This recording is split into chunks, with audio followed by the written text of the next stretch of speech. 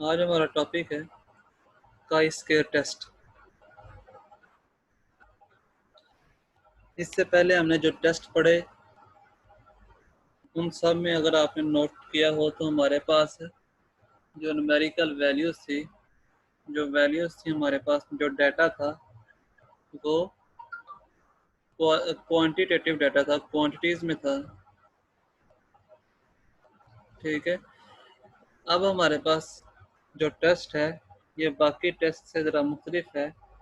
इसमें हमारे पास जो डाटा वेरिएबल होंगे वो क्वालिटेटिव डाटा होगा और हमने क्वालिटेटिव डाटा को यूज़ करते हुए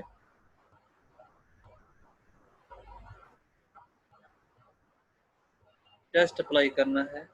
हमने चेक करना है कि हमारे दो क्वालिटेटिव वेरिएबल्स आपस में रिलेट कर रहे हैं, उनके दरमियान कोरिलेशन है या नहीं है। ठीक है, तो सबसे पहले आता है इसका हाइपोथेसिस। जो पहला स्टेप है हमारा उसमें है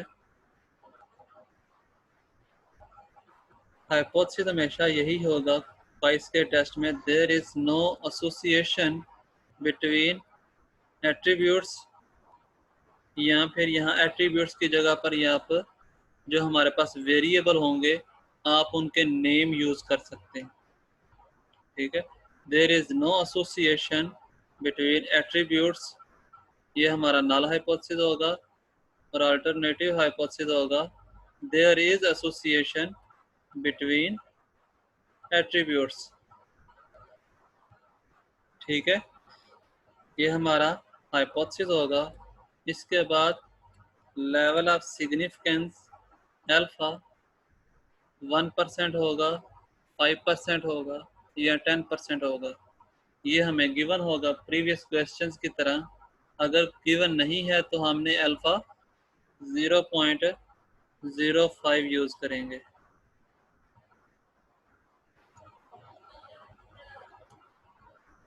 इसके बाद टेस्ट स्टैटिस्टिक में हमारे पास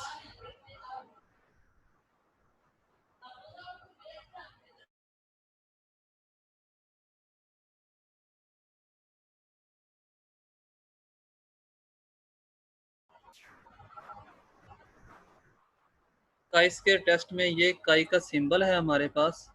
ये जो एक्स की तरह का नज़र आ रहा है आप लोगों को, ये काई है, ये एक्स नहीं है, इसको काई बोलते हैं, CHI। काई स्क्वायर टेस्ट है।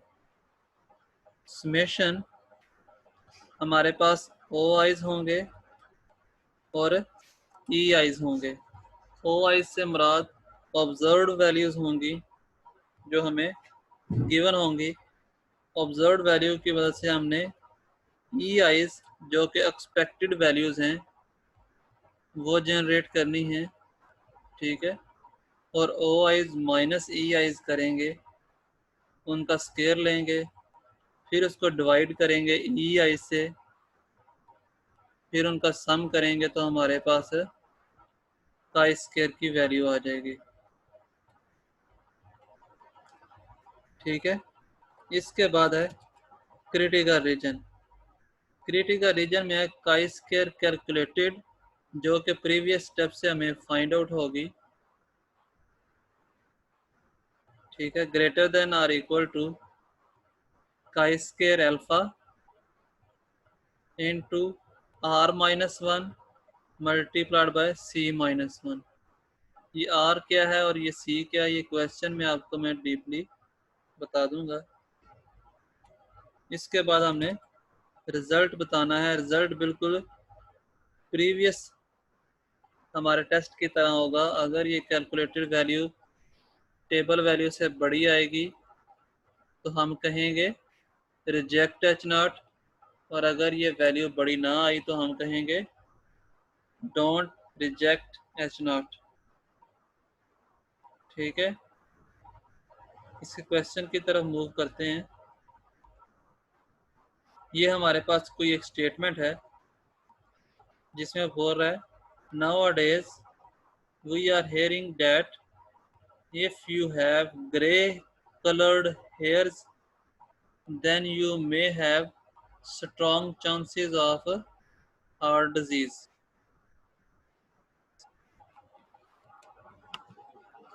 सुनने में आया है कि ग्रे कलर के जिनके बाल होंगे उनको दिल की बीमारी हो सकती है, हार्ट डिजीज हो सकती है. In this study a sample of 640 persons having different hair colors are used, and after 12 months they were asked whether they are suffering from heart disease or not. ठीक है, and then tried to find out the connection between hair colors and heart disease. इस question में हमने find out करना है कि heart disease का और हेयर कलर का आपस में कोई कॉम्बिनेशन है, कोई कोरिलेशन है, एक दूसरे के ऊपर अफेक्ट करते हैं या नहीं करते. अगर हेयर कलर ग्रे कलर का है तो हार्ट डिजीज होने के चांसेस हैं या नहीं है, या हेयर कलर का हार्ट डिजीज के ऊपर कोई इम्पैक्ट है कि नहीं है. इस चीज को चेक करने के लिए हम काइस के टेस्ट यूज करेंगे. तो ये टेबल है जिसमें हमारे पास रोज में हार्ट डिजीज है, यस, और कॉलम्स में है ग्रे कलर और नॉट ग्रे कलर. ठीक है, तो ऐसे पेशेंट, ऐसे हमारे पास जो लोग हैं जिनका हेयर कलर ग्रे था और उनको हार्ट डिजीज हो गई, यस, उनका जो टेस्ट है वो पॉजिटिव आ गया, यस में आंसर आ गया, तो वो लोग थे 244. और ऐसे ऐसे लोग, ऐसे पर्सन जिनका हेयर कलर ग्रे था लेकिन उनको हार्ट डिजीज नहीं हुआ, वो हमारे पास है 76 थे. इसी तरह से ऐसे इंडिविजुअल्स जिनका हेयर कलर ग्रे नहीं था, अदर देन ग्रे था, और उनको हार्ट डिजीज हो गया, ऐसे लोग 194 थे, हमने ये ऑब्जर्व किया. और ऐसे लोग जिनका hair colour other than grey था और उनको हार्ट डिजीज नहीं हुआ, वो 126 हैं.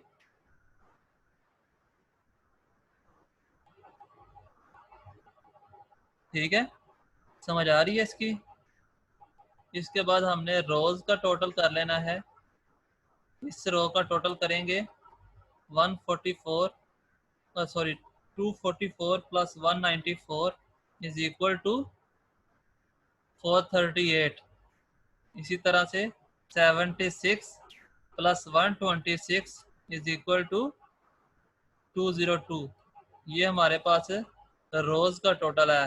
रो 1 का टोटल 438, रो 2 का टोटल 202. इस तरह से कॉलम 1 का टोटल 320, कॉलम 2 का टोटल 320, और ग्रैंड टोटल हमारे पास आ गया 640. ठीक है, ये हमारे पास गिवन सिचुएशन है. तो सबसे पहले हमने क्या करना है, हाइपोथेसिस जनरेट करना है. हमारा हाइपोथेसिस क्या होगा, there is no association between attributes. हम ये भी कह सकते हैं there is no association between heart disease and hair colour. ठीक है, दोनों तरह से ये ठीक है. आप एट्रीब्यूट्स के नेम भी यूज कर सकते हो और जस्ट वर्ड एट्रीब्यूट भी यूज कर सकते हो. ठीक है, there is no association between heart disease and hair colour, और इसका अल्टरनेटिव हाइपोथेसिस होगा there is association between heart disease and hair colour. ये हमारा पहला स्टेप कंप्लीट हो गया, हमने हाइपोथेसिस जनरेट कर लिया. इसके बाद लेवल ऑफ सिग्निफिकेंस, अगर हमें गिवन नहीं है तो हमने 0.05 यूज करना है. हमारे पास अल्फा 0.05 यूज होगा. टेस्ट स्टैटिस्टिक, हमारे पास फार्मूला है chi square is equal to summation O i's minus E i's का square divided by E i's. अब क्वेश्चन ये आता है हमारे ज़हन में कि हमने ओ आईज, ये हमारे पास जो टेबल गिवन है, ये वाला टेबल, ये हमारे पास ओ आईज की वैल्यूज हैं, ऑब्जर्व्ड वैल्यूज हैं। इनकी मदद से हमने ई आईज जनरेट करने हैं। ठीक है, तो ई आईज कैसे बनेंगे? अगर हमने expected value of grey yes की फाइंड आउट करनी है, 244 की 244 की हमने एक्सपेक्टेड वैल्यू फाइंड आउट करनी है, तो इसके लिए क्या होगा, ये जरा ध्यान से देख लो एक दफा। ये जिस रो में मौजूद है उस रो का टोटल 438 मल्टीप्लाइड बाय जिस कॉलम में मौजूद है 320, इन दोनों को मल्टीप्लाई करना है और डिवाइड कर देना है 640 पे।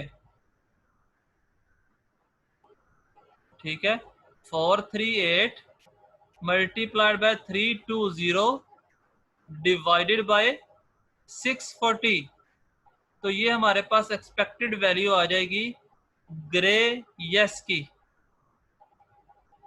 इसके बाद अगर हमने फाइंड आउट करनी है ग्रे नो की एक्सपेक्टेड वैल्यू, ग्रे नो की एक्सपेक्टेड फ्रीक्वेंसी हमने एक्सपेक्टेड वैल्यू फाइंड करनी है, तो इसके लिए हमारे पास क्या होगा, ये जिस रो में मौजूद है उसका टोटल 202 मल्टीप्लाइड बाय जिस कॉलम में मौजूद है 320, 202 मल्टीप्लाइड बाय 320 डिवाइडेड बाय 640, तो ये हमारे पास एक्सपेक्टेड वैल्यू आ जाएगी ग्रे नो की। इसके बाद नॉट ग्रे यस की हमने एक्सपेक्टेड फ्रीक्वेंसी फाइंड करनी है, एक्सपेक्टेड वैल्यू, तो उसके लिए क्या होगा, 438 मल्टीप्लाइड बाय 320 जिस रो में मौजूद है उसका टोटल और जिस कॉलम में वो वैल्यू मौजूद है उस कॉलम का total, 438 multiplied by 320 divided by 640। Clear है? तो इसके बाद हमारा लास्ट पे आ जाएगा नॉट ग्रे नो की फ्रीक्वेंसी हमें फाइंड करनी है, expected frequency 202 multiplied by 320 divided by 640। तो जब हमने ये कैलकुलेशन कर ली तो हमारे पास जो एक्सपेक्टेड वैल्यूज आ गई हैं, expected value of grey yes है 219, expected value of grey not grey yes है 219,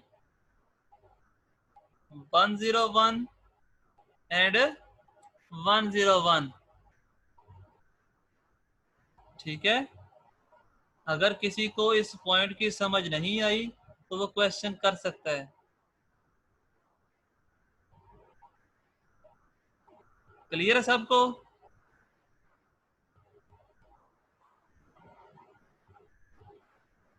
इसके बाद हमने ये एक टेबल जनरेट करना है।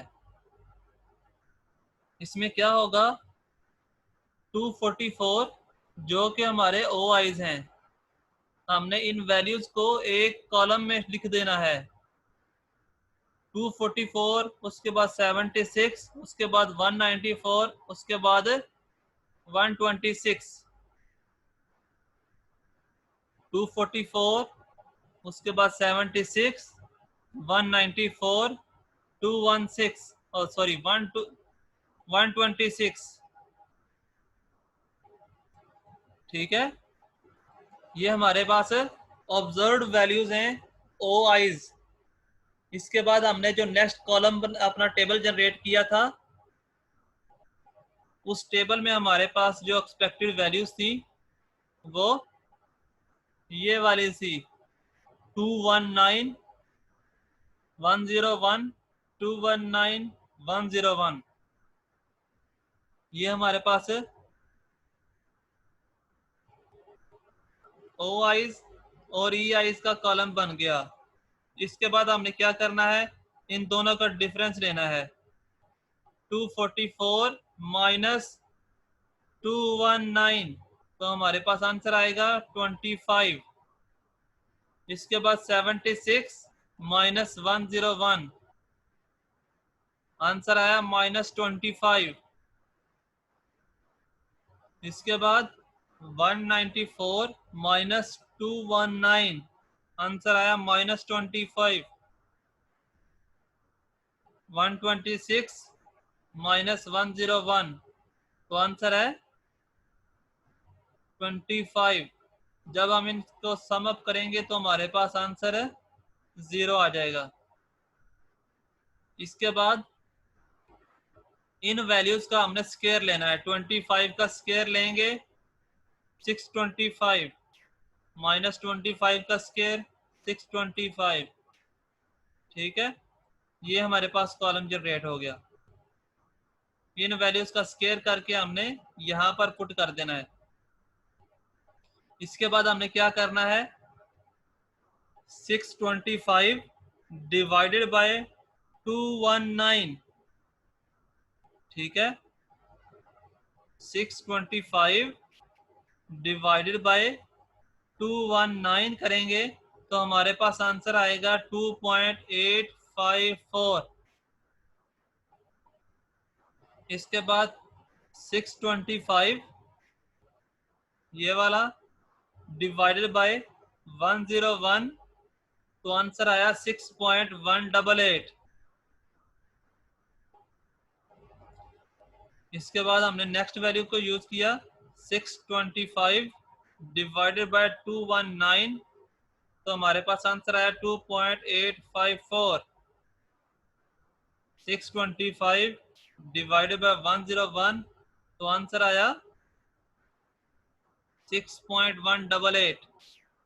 अब हमने इन तमाम वैल्यूज को सम अप कर लेना है, तो हमारे पास आंसर आएगा 18.084।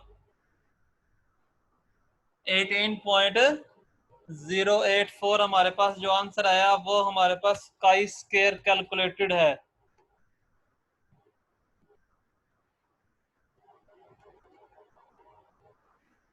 ठीक है, ये हमारे पास वैल्यू आई काई स्क्वायर कैलकुलेटेड की 18.084।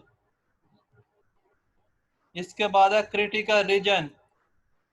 क्रिटिकल रीजन में chi square calculated greater than or equal to chi square alpha r-1 multiplied by c-1।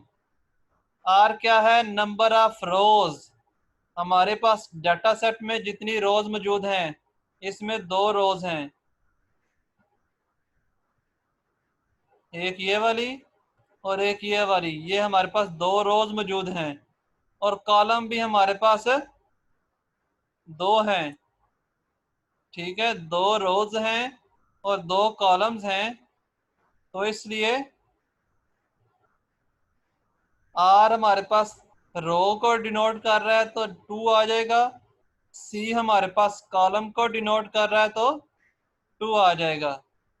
2 minus 1 1, और ये 2 माइनस 1 1।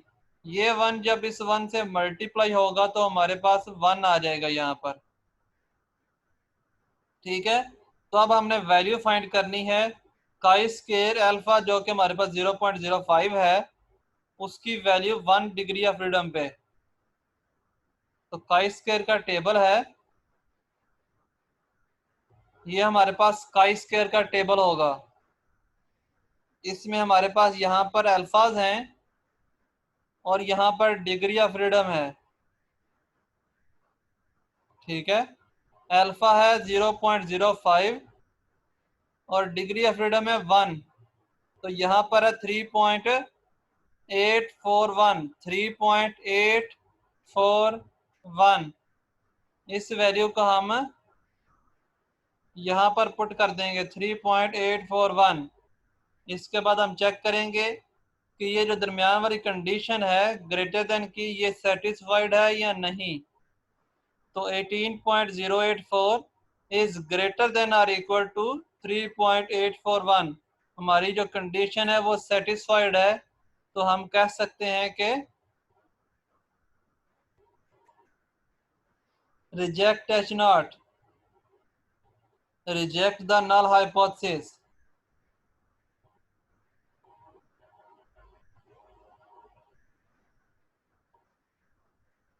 कौन सा कॉलम वाला कह रहे हैं आप?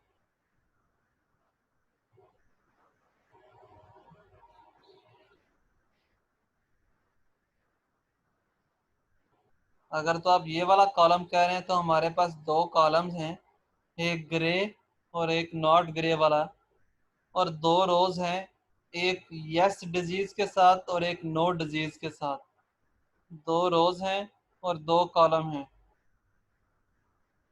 ठीक है। इसके अलावा अगर किसी का क्वेश्चन है तो वो पूछ सकता है।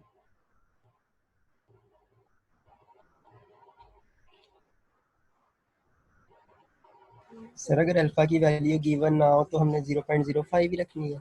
जी, हमने 0.05 ही पुट करनी है।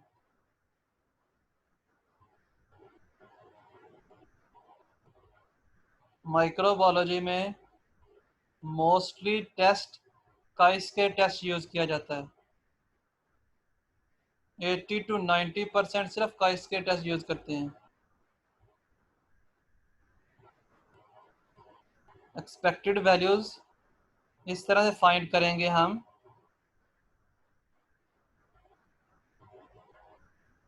अगर हमने इस ऑब्जर्व्ड वैल्यू के कॉरेस्पॉन्डिंगली एक्सपेक्टेड वैल्यू फाइंड करनी है, तो ये वैल्यू जिस रो में मौजूद है उसका टोटल 438, और जिस कॉलम में मौजूद है उस कॉलम का टोटल 320।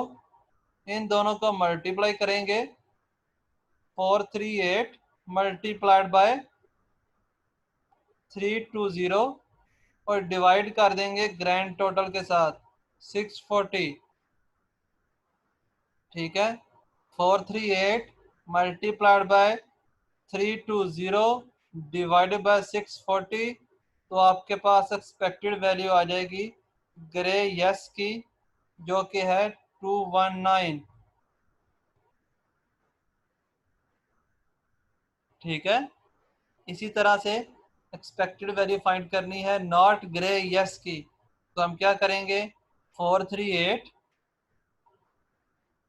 मल्टीप्लाइड बाय 320, सॉरी 320, और डिवाइड कर देंगे 640 के साथ, तो हमारे पास आंसर आएगा 219, ठीक है। ये हमारे पास एक्सपेक्टेड वैल्यूज आ जाएंगी।